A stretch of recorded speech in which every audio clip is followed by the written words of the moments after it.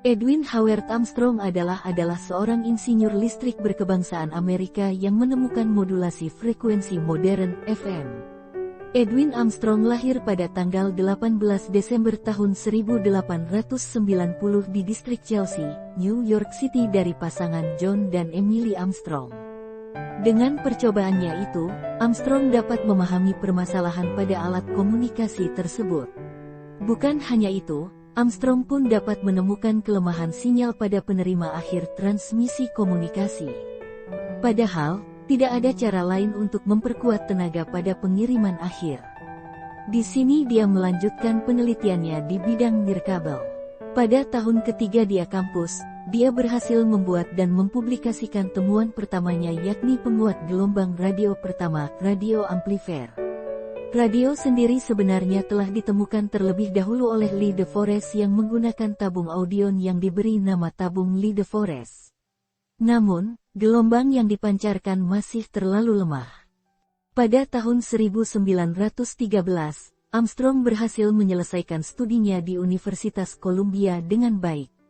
Setahun kemudian, Armstrong mematenkan dan memberi lisensi semua hasil temuannya selama masih kuliah pada Marconi Corporation. Pada tahun 1933, Armstrong memperkenalkan sistem radio FM frequency modulation, yang memberi penerimaan jernih meskipun ada badai dan menawarkan ketepatan suara yang tinggi yang sebelumnya belum ada. Sistem tersebut juga menyediakan sebuah gelombang tunggal membawa dua program radio dengan sekali angkut. Pengembangan ini disebut dengan multiplexing. Untuk memperkenalkan temuannya kepada dunia, pada tahun 1940 Armstrong mendapat izin untuk mendirikan stasiun radio FM pertama yang didirikan di Alpine, New Jersey.